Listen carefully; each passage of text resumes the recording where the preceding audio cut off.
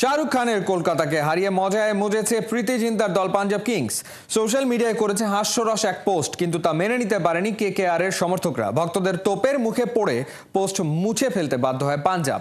তবে ঠিকই থেকে যাওয়া স্ক্রিনশট নিয়ে পাঞ্জাবকে প্রশ্ন তুলেছে নেটিজেনরা। হাসান সজীবের রিপোর্ট। মশা মারার কয়েল পুড়ছে, তার পাশে লেখা গুড নাইট, যেখানে সব অক্ষরগুলো কালো রঙে লেখা থাকলেও কেবল কে অক্ষরটাকে লেখা হয়েছে লাল রঙে।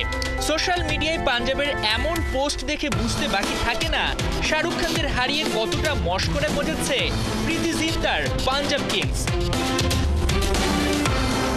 মঙ্গলবার আইপিএলে মাত্র 112 রান চেস করেও জিততে পারেনি কলকাতা, গুটিয়ে যায় মাত্র 95 রানেই। তাতেই মজা নিতে ভুল করেনি পাঞ্জাব কিংস।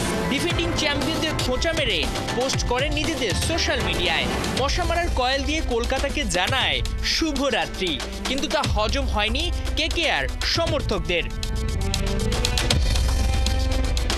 সোশ্যাল মিডিয়ায় এমন পোস্টে তেলে বেগুনে জ্বলে উঠেছে নেটিজেনরা।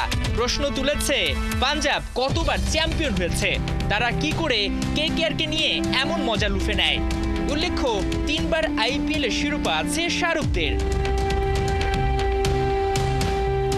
অবশ্য নেটিজেনদের সমালোচনায় নিজেদের পোস্ট বেশিক্ষণ রাখতে পারেনি পাঞ্জাব।